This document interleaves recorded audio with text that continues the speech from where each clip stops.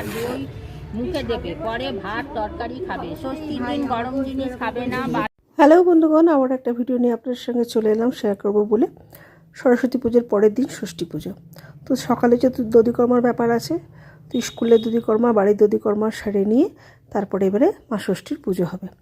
তো মা সব ষষ্ঠী পুজোর ভোগ সব বেড়ে দিয়েছে। ঠান্ডা ভাত, আলু ভাজা, বেগুন ভাজার, ফুল ঝাল দেয়া, তার সঙ্গে বাঁধাকপির তরকারি, মাছের টক, গোটা সেদ্ধ সব দেওয়ার পরে মায়ের পুজো হয়ে গেছে সকাল সকাল।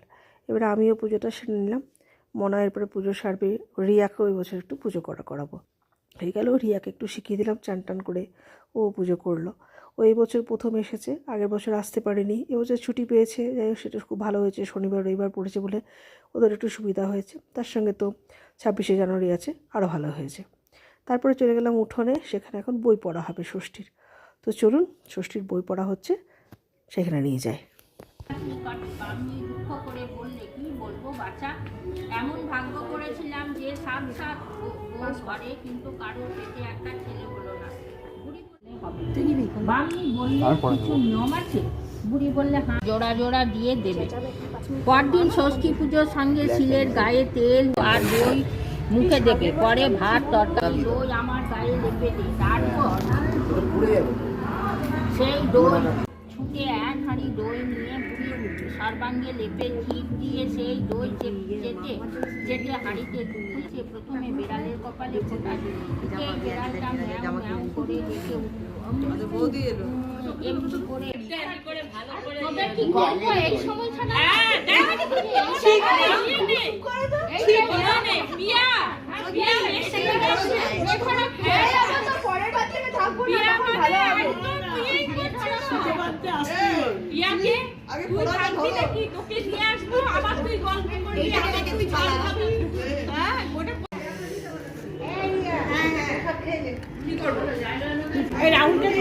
আমি খেয়েছি।